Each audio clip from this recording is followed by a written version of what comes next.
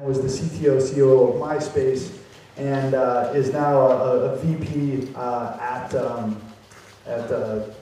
Qihoo. And his title is very interesting. He's the first and only person that I know of in China that has the title of Chief Privacy Officer. So I think that's something interesting that shows a commitment from the company to bring somebody like that on board. He also handles all the infrastructure at the company as well too. So last year we had Zhou here on stage, and he was talking about the company. You know, one thing that I think is interesting, there's a lot of serial entrepreneurs in Silicon Valley. Here in China, there's a lot fewer. I think either an entrepreneur starts a company and stays with it, like, you know, Charles Jiang or Pony Ma or Baidu, you know, and they stay there for 10, 20 years, or they leave and become a VC. And it's rare that somebody like, you know, Li Jun or Zhou, you know, starts another company again. And I really admire his drive and his competitive spirit. And he talked about the history of the name of the company and some philosophy. But I'd like to tell the people here and watching online a little bit of the background and philosophy of the company, please. Yeah, actually, for Qihoo360, we are a very special company in China. Especially, we have special philosophy on how to do product and how to compete with competitors. You know, most guys of China Internet that saw Qihoo360 as a fighter. We more like an army. That kind of we could do. We have the encourage to compete with any competitors in China. You know, you just said that fewer new entrepreneurs that leading up in China in the past 2 years. That's because the competition landscape in China is much tougher than in Silicon Valley. That's, you know, that is a monopoly, and there's some big brothers in China, the BAT, and for new if you do an entrepreneur, you need to get users. Users are in Tencent, and also Qihoo360. If you need channel, who owns the channel? Baidu owns the channel, Tencent owns the channel, and now Qihoo360 we also own some of the channel. Yeah, for some new companies, it may take much cost, take a lot of money and energy to touch the user. And in past years, the big companies that used to do the same thing, to copy the copycat, to doing a copycat, to copy the new startup companies. And in Silicon Valley, that new entrepreneur that might be acquired or be invested by the bigger companies. That's a big difference. Yeah, it's interesting you say that. So for those of you watching from the office or maybe at home in your underwear, BAT is Baidu, Alibaba, Tencent. So it's sort of this triumvirate of really strong players that are, you know, all multi-billion-dollar companies, and they have kind of a stranglehold on the market. And you know, I'm glad that you said that. I think a lot of people they don't know what to perceive China as. They think, oh, it's about copycats, or it's about maybe hackers, or, you know, maybe low cost. But I feel as an entrepreneur here, the thing that really defines China is the competitiveness. That it is so incredibly competitive, really, really competitive. And I think that is not focused on as much if you are looking at China from the outside. And you're right that the bigger players go in and usually crush the smaller players. They usually don't acquire or invest, they just become wider and maybe not deeper, but just grab these other ones. But you guys are going the other direction and maybe copying the bigger players and trying to beat them at their own game. So I'm interested in the last year. I've seen a lot of you know, you guys at conferences or advertisements about search. That you guys are going after the search space, and also so going after Baidu, going after Tencent. it's pretty bold. Tell us a little bit about that. Yeah, you know, the philosophy of all of Qihoo360 doing products is we are not doing the copy. If for beginner, for a newcomer to the market, if you just copy the big company, you could not win. So our direction is we do the reverse direction. We do what the big company could not do. For search, you know, actually it's the leader of the market give us the opportunity. There are too much medical advertisement that is for the fake pharmacy or the bad hospital, the bad hospitals. That give us the opportunity. That's the opportunity we could provide the clean and safe search result without the spam or fraud advertisement. That's the opportunity. That's this kind of things that we could not make that much money by search, but we do deliver the value to end users. That's why we could just get the 10 to 15% market share of the search in 1 month. Sure. Yeah, that's quite a large piece. I think at the peak, maybe Google had 33%. I think when Google was its strongest here, maybe. You mean 33? Yeah, maybe not even 33. I don't think so. Yeah, so it's probably maybe 25 to 30, maybe 33% in some categories, maybe like bilane or whatever, right? Yeah. But I think for like now, you're bigger than Google. Yeah. You know, probably the number 2 player. Yeah, we are the number 2. Number 2 in the space out of nowhere. So that's quite interesting. But staying along the philosophy of, I guess, being competitive, but also providing something that's secure and safe. Same thing with the browser as well too. So that's how you are competing in the browser space as well. Yes, for browser also we do that. We provide the safe. We enhance the browser. That is by Qihoo360 safe browser. If there are phishing sites, we do a warning to user. If there are a Trojan site, they are also warning the user. And also we make the browser to work more stable. You know, the Internet Explorer is not that stable. We do some enhancement to that. On this product, we also deliver the additional value to end user. The user, you know, actually for most of the users, they're not the specialist of security or even the specialist of IT. They just want to use these tools to go to internet, to surfing, to get some content. That our philosophy is that we do not need user to be a specialist on that. We will do that further. So speaking of the user, your chief privacy officer, what does that mean exactly, and what do you do differently to help to protect the privacy of the user? My major responsibility of chief privacy officer is to do the checking and to do the review to all the product of Qihoo360 and to make sure all the products that do not touch the privacy of user. You know, actually, no one laws in China define privacy. Only the new regulation of last year that defined the user personal information.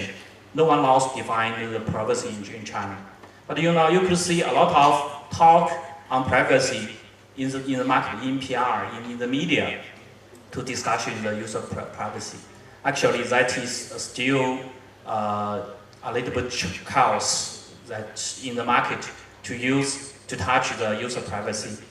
So last March 2012, that's 1 year before, we released the white paper of user privacy protection. That we give some guideline on how to protect user privacy. That is, first is for user information. If you do for business, if you do not necessary for you. Do not touch, do not ask for that kind of information, the first. Second is do not transfer back to servers if it is not necessary. For some information, you just could use it locally in user's computer. You do not need to transfer back to servers. The third is that do not store if it is not necessary. For some information, just one-time use. You do not have a reason to store the user's privacy on your server. The fourth, the last one is do not use. Even you need to say, but if the information just for this kind of business, you could not using it for advertisement or other the deep analysis to users' data. That's the four do not do. And three, we also have three must-have. For information, if you want to collect the user's personal information, you must let the user know. You must give user a message, clear message that you will collect this kind of information. The first. The second must-have is you must get the approval of the user. The third must-have is that you must keep the user's personal information safely. By end of 2011, there are CSDN, the linking of the database. That case. In that case, actually CSDN do not keep did not keep the user information safely. Yeah. This is the three must-have and four do not do guideline. Very interesting. So you guys are not only pushing ahead of the market, but even pushing ahead of the regulations as well too. So kind of being a thought leader in that space. And I think it's probably more in line with global thought. But I think here in China, if somebody has an advantage because it's so competitive, then they'll use that. So maybe they don't care as much about privacy because maybe the users aren't so educated about it, and if they can have that extra information, it makes them more competitive. So I think it's interesting that you guys are pushing out ahead. Kind of goes in line with the whole competitive nature and also the putting the user security first. That's interesting. So speaking of security, what are some of the challenges you're seeing in the security space these days in online? Yeah, actually, for the past 20 years, the virus is the number one threat to user computer, and in past about 4 to 5 years, Trojan is the number one threat to user computer. But after 2011, on the beginning of 2011, the virus and Trojan that was found was reduced dramatically. That is just like that. So and what is that attributed to? Is it sort of just better programs to detect that, or is it some sort of crowd detection, or is there one of the major reasons is the contribution from the security company just like us. That our Qihoo360's safeguard, we could kill the Trojan in several minutes. If a Trojan that was found, in several minutes, all the computers in China that could kill this Trojan. So it's very hard for Trojan maker to make money. So that we could see that from the beginning of 2011, that the trend is going down. But in past 2 years, the phishing and fraud inside is a major threat to user. The Trojan, the phishing side. Human threat, less computer based, because people just get tricked. It's not happening behind the scenes. It's maybe happening right in front of their face, right? The customer was tricked still via the internet. Yeah, you visiting you search something from the search engine, and you got a phishing site. You go to there and pay the money that was stolen. Right? This is the major threat. And you mean for the the Spring Festival? Before the Spring Festival, there are a lot of people want to go to buy a train ticket. At that time, if you go to our fake site, you buy the train ticket, your money that you pay, the money go to the officials. Wow, that's it. That happened to me once at the Guangzhou train station in person, actually. So that's so that's sort of an advance. I showed up and the ticket was to the seat where the guy running the train, he was sitting in the seat. So I had to stand up the whole way. But I guess that's very advanced. So I think also Chinese people are very, very innovative when it comes to that sort of fishing too. Yeah. And also we have that by end of this year, the fishing will go worse. The situation will be worse than now. Sure, because there's a lot of new users who are maybe getting online from mobile. They've never used the internet before. They don't really have that experience and savvy. Because the fishing sites, they also do innovation. Yes, so they're putting a lot of money into that now, putting resources and money, and it's difficult to stay ahead of that because... For fishing site before, the fishing site, after they make this fishing site, it could be live for 1 week. And now it's just for lifetime, for fishing site, just 2 hours. 2 hours, wow. Yeah, and by end of this year, I could guess that the fishing site could just using once. Just to fish one customer, one different fishing URL or fishing site. That will have a big challenge for security technology. We are using the cloud-based detection to do the fishing detection and blocking. And after that, if they go to one fishing URL, just fishing once, that's a big challenge. So for the fishing. Maybe you even need to have at least one person to do it. Otherwise, how can you detect it, right? Unless so we must do that in real time. That's still a big challenge for the security technology. That's fascinating. Wow. And what about shifting from online to mobile? Seeing dramatic growth in Android, and I'm an Android user, but as everyone knows here, it's a much more open platform compared to iOS. So I'm assuming that there's must be more growth. What's the real story behind the story? What do you guys see? Actually, the security on Android is very bad. It's a lot of vulnerabilities there. And for last year, the new malware on Android that was found is about 5 to 6 times as 2011. You mean the number of threats? Malware. Oh, really? Malware on Android. So far, but so far the number, the absolute number, still not that big.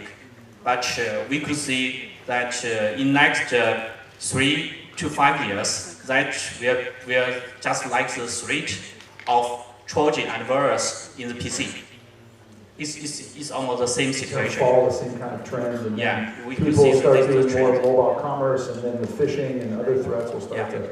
And the protection technology on Android is still not that. It's still on a very beginning stage. Could not compare with what we do on the Windows platform. It's still we do have some engineers focused on that. We're doing the vulnerability mining and to do the research on how to protect the security on Android. So I guess that's an enormous opportunity for you guys then. So that's so maybe buy Qihoo stock. I guess he didn't say it. I said it. I can say it. So anything else you want to add? What do you see in the future? Other trends besides you're continuing to fight in the China market and the growth of mobile. Because this meeting is for some entrepreneur, I still have some comments that just focus on the very small market and go deep into this market and to be different with your competitors, especially for the big company. You could not compete with a big company just with the same product, same strategy with them. The only way you could do is just to different. The difference is that focus on very small niche market and doing it's very tough. It's you delivery the value that the big brother could not deliver to your customers. Thank you. Good advice. Thank you. Thank you, everybody. Thank you, sir. Well done. Thank you.